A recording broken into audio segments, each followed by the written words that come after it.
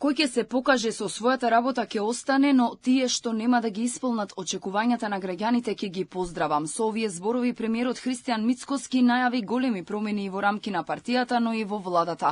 Реконструкцијата би се случила кон крајот на 2025 година. Веднаш по редовниот конгрес на ВМРО-ДПМН. Тој порача дека ќе има санкции за сите кои неодговорно ќе ја вршат својата работа и ќе ги разреши оние кои ќе ја посрамотат владата и партијата. Ќе ја санкционирам како председател на владата секоја забеганост.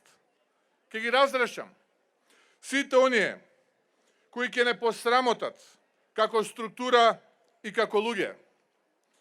Примерот за промени мора да го дадеме ние. И од секој од нас зависи како и со каков интензитет ќе се случуваат промените. Единствено најголемо нешто што човек може да остави зад себе е образот и честа. И ќе дадам се тоа да остане најчистиот дел од нашата работа. Тоа сите заедно му го должиме на народот.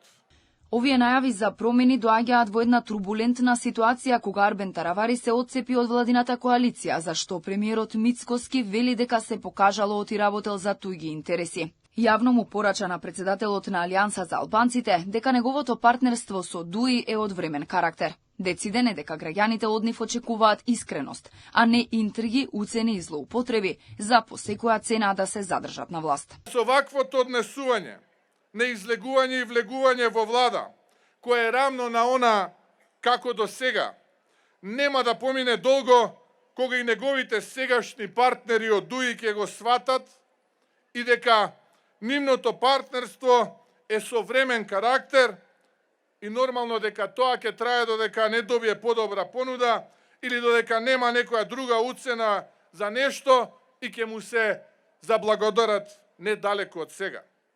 Заминувањето на Таравари следеше откако тој обелодени дека на предстојните локални избори ќе оди со сопствени листи за советници и градоначалници. Што се однесува до изборите на есен, Мицкоски е убеден дека ВМРО-ДПМН ќе триумфира со оглед на анкетите кои ги спомена.